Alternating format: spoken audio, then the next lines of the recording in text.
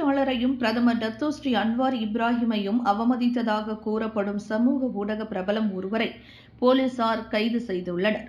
தனது டிக்டாக் கணக்கில் அவமரியாதையான உள்ளடக்கத்தை வெளியிட்டதாக கூறப்படுவது தொடர்பில் புகார் செய்யப்பட்டதைத் தொடர்ந்து 22 வயதுடைய அந்நபர் கடந்த டிசம்பர் 17ஆம் தேதி ஜோகூரில் உள்ள அவரது வீட்டில் கைது செய்யப்பட்டதாக தேசிய போலீஸ் படை தலைவர் டான் ரசாருடின் உசேன் கூறினார்.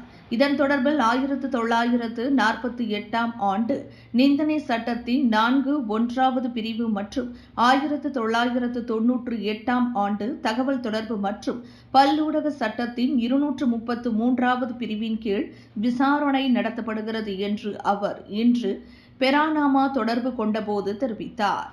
பொது பாதுகாப்பு மற்றும் தேசிய நல்லிணக்கத்திற்கு குந்தகம் விளைவிக்கும் நோக்கில் அரசு அமைப்பு முறைக்கு தீங்கு விளைவிக்கும், இழிவுபடுத்தும், அவமதிக்கும் மற்றும் வெறுப்பை தூண்டும் வகையிலான அறிக்கைகளை வெளியிட்டதாக அந்நபர் மீது குற்றம் சாட்டப்பட்டுள்ளது என்று ரசாருடின் தெளிவுபடுத்தினார்.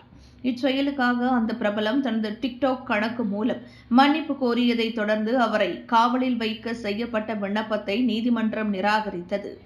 விசாரணை தொடர்ந்து நடைபெறுகிறது. அடுத்த கட்ட நடவடிக்கைக்காக இது சட்டத்துறை தலைவர் அலுவலகத்திற்கு அனுப்பப்படும் என்று ரசாருடின் கூறினார்.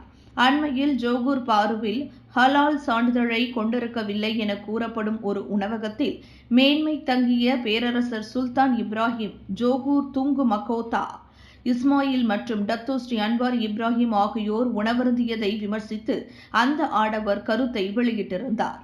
சமூக ஊடகங்களில் விமர்சனங்களை எதிர்கொண்ட பிறகு அவர் தனது செயலுக்காக மன்னிப்பு கோரியதோடு அதன் தொடர்பான டிக்டாக் காணொளியையும் நீக்கினார்.